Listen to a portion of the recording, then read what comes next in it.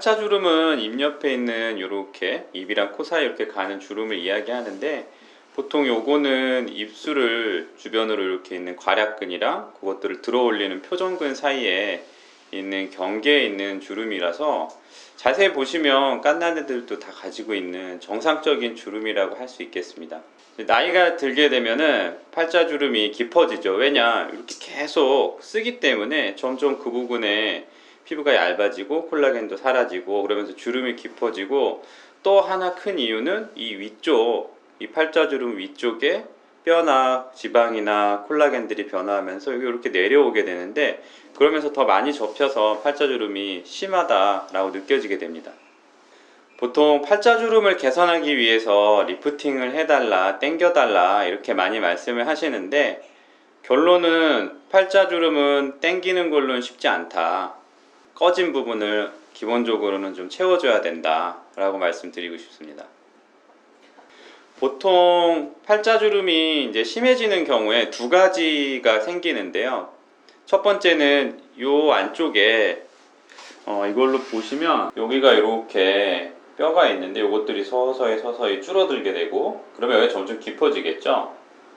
그 다음에 이 경계 부위가 계속 접히면서 또 표면에 주름이 가게 되겠고, 그 두 가지가 팔자주름이 심해지는 이유라고 할 수 있습니다.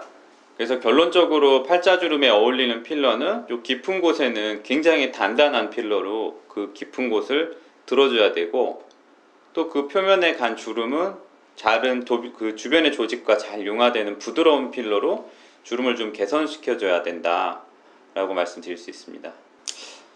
아무래도 팔자주름에 요즘에 이제 필러가 위험하다, 필러 하면 이런저런 문제가 생긴다 라는 이야기가 많아서 팔자주름을 리프팅으로 개선을 시켜달라고 하시는 분들이 있는데, 기본적으로 리프팅 자체가 얼굴 앞쪽을 당길 수는 없고 대부분이 옆을 당겨서 효과를 내거나 아니면 전반적으로 얼굴을 탄탄하게 해서 효과를 내기 때문에, 팔자주름을 개선할 만큼 얼굴을 당기면 얼굴이 이상해지겠죠.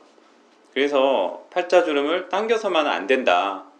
그리고 리프팅 자체가 탄력을 주는 거지 막 당기는 거는 수술밖에 없기 때문에 또 쉽지 않다. 그래서 결론적으로 리프팅을 해서 얼굴을 탄탄하게 하면 어느 정도 개선되는 효과는 있겠지만, 근본적인 원인이 뼈나 이런 구조적인 소실이 있고 또 겹쳐서 주름이 많이 생기는 거기 때문에 이 부분은 필러로 좀 치료를 하는 게 좋다라고 말씀드립니다. 이제 팔자주름 필러를 하고 부자연스럽다 말씀하시는 분들이 있는데, 이유가 되게 단순합니다. 우리가 사람 얼굴은 이렇게 전반적인 균형 있는 각도를 가지고 있어야 되는데, 팔자주름에 너무 집착한 나머지 팔자주름을 잔뜩 채우게 되면은 원숭이처럼 입 주변이 뻥긋 튀어나오고 위에가 평평한 이상한 모양이 되게 되는데, 주름 자체는 없어질 수 있겠지만 얼굴의 밸런스가 다 깨져서 굉장히 보기에도 어색한 부자연스러운 얼굴이 되게 됩니다. 그래서 중요한 거는 이 팔자주름을 채울 때에도 얼굴의 전반적인 비율이나 앞광대 부분, 옆볼 부분에 이런 모양을 보면서 필요한 부분을 전반적으로 좀 개선을 시켜줘야지 팔자주름이 개선되는 효과가 있습니다.